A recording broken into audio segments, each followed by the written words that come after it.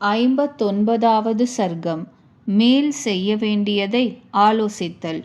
வாயு குமாரரான ஹனுமார் லங்கையில் நடந்த எல்லாவற்றையும் சொல்லிவிட்டு அவசியமானபடி எடுத்துரைக்க வேண்டியதாய் முக்கியமான வச்சனத்தை பின்கண்டபடி சொல்லி முடித்தார். சீதையின் சீலத்தை பிரத்யக்ஷமாய் பார்த்த பின்னர் எனது மனம் தணிந்தது. ஸ்ரீ ராகவரின் காரியமும் பயன் பெற்றதாகிறது. சுக்ரீவருடைய மதிப்பும் அப்படியே பயன் பெற்றது ஆகிறது. ராட்சசாதிபனும் தவத்தின் மகிமையால் அதிமேன்மை பெற்றவனுமான இந்த ராவணன் உலகங்களை எப்படியும் தாங்க முடியும். சினம் கொண்டவனாகில் அழிக்கவும் முடியும்.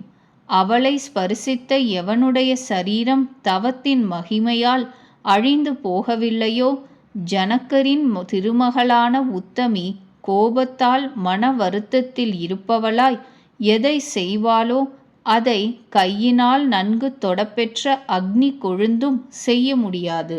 துராத்மாவான ராவணனுடைய அசோக வனத்தின் நடுவில் சிம்சுபா விருட்சத்தின் அடியில் சத்குணசாலியானவள் விசாரத்தில் மூழ்கி கிடக்கிறாள். மேக பங்கிகளால் மூடுகின்ற சந்திர கலை போல் அரக்கிகளாலே சூழப்பட்டவளாய் ஒளி மழங்கியவளாய் சோகத்தால் வாடி இளைத்திருக்கிறாள். ஜனகர் திருமகளான வைதேகியும் தகையப்பட்டாள். கட்டழகி ஆகிய பதிவிரதை பலம் மிகுந்த ராவணனை ஒரு பொருட்டாகவே எண்ணவில்லை. எல்லா வகையாலும் பவித்ரையான வைதேகி இந்திரனிடத்தில் இந்திராணி போல் ஸ்ரீராமரிடத்திலேயே ஏகாக்ர சித்தம் உடையவளாய் ஸ்ரீராமரையே விஸ்வசித்தவளாய் இருக்கிறாள்.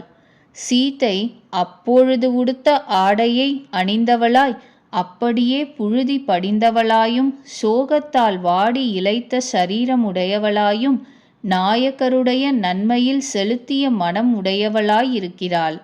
சிங்கார வனத்தில் அரக்கிகளினிடையே அவள் கோர ரூபமுள்ள அரக்கிகளால் அடிக்கடி மிரட்டப்பட்டு திகில் அடைந்தவளாய் என்னால் மாத்திரம் பார்க்கப்பட்டாள்.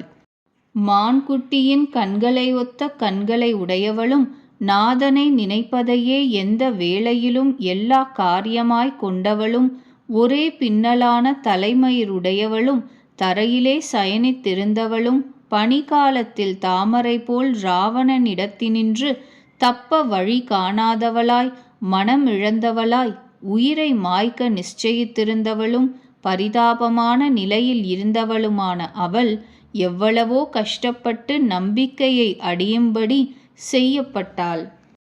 அதன்மேல் சம்பாஷணை செய்தாள். எல்லா காரியத்தையும் பாக்கி இல்லாமல் அறிவிக்கப்பட்டாள். ஸ்ரீராமருக்கும் சுக்ரீவருக்கும் உண்டான சிநேகத்தையும் கேட்டு மன அமைதியை பெற்றாள். உறுதியானவரும் சம்பிரதாயானுஷ்டானமுடையவரும் மகாத்மாவானுமான அந்த ஸ்ரீராமர் அவனுடைய வதை விஷயத்தில் ஏற்ற கருவியாக ஆகப் போகிறார். ஆகையால் நாயகரிடத்தில் உத்தம பக்திதான் பெரும் குற்றவாளியான தசக்ரீவனை கொன்றுவிடாமல் இருக்கிறது. அவள் ஸ்வபாவமாகவே மெலிந்த சரீரம் உடையவள். அவரை விட்டு பிரிந்ததால் பிரதமையில் படிக்கிறவனுடைய வித்தை எப்படியோ அப்படி தேவை அடைந்தவளாய் இன்னும் இளைத்திருக்கிறாள். மகாபாகையான சீதை இவ்வண்ணம் துன்பத்தில் ஆழ்ந்தவளாக இருக்கிறாள். இவ்விஷயத்தில் பழிக்கு பழி செய்ய வேண்டியது எதுவோ அது எல்லாம் செய்யப்படட்டும். 59வது சர்க்கம் முற்றிற்று.